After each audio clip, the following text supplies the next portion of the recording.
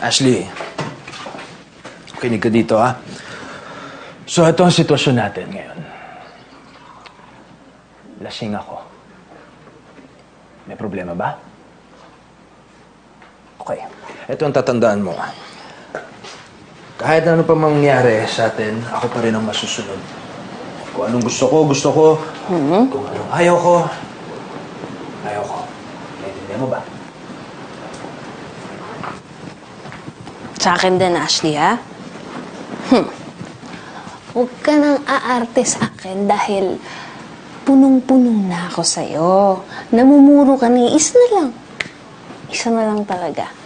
Tutumba na kita. Ano bang gusto nyo, ha? Sige, sabihin nyo, ano pa bang gusto nyo? Gagawin ko yon. Matahimik lang kayo. Hindi ka natitinag eh, no? Saan ka pupunta? Tatakas ka na? Tuluyan ka ng lalayas? Ha? So, anong binabalak mo, ha? Lalayas ka na talaga? Parang pinapatay na rin kasi ko eh. Kaya siguro lang dapat talaga umalis na ako. Lalayas ka. Aalis ka. Tapos anong gagawin mo? Susumbong mo kami sa pulis. Ganon. Hindi ko gagawin yon. Kung may balak akong ganon, di sana dati ko pa ginawa yon. Kaya sana please, Daddy, hayaan nyo na lang umalis.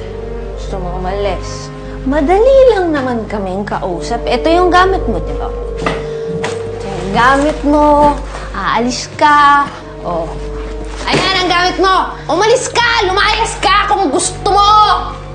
So, talagang ayaw mo na dito. Hindi ka na. Daddy. Malis ka na. Hindi ka na. Daddy! Ayaw mo na dito, ha? Daddy! Saan ka? Huwag ka nang magpapakita sa akin, ha? Wala kang kwentang anak. Hindi na sana kita pinaglaban.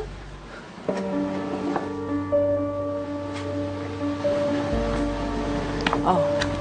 Ano pang iniiyak-iyak mo dyan, ha? Ba't di ka pa umalis? Siguraduhin mo lang na hindi ka kakanta.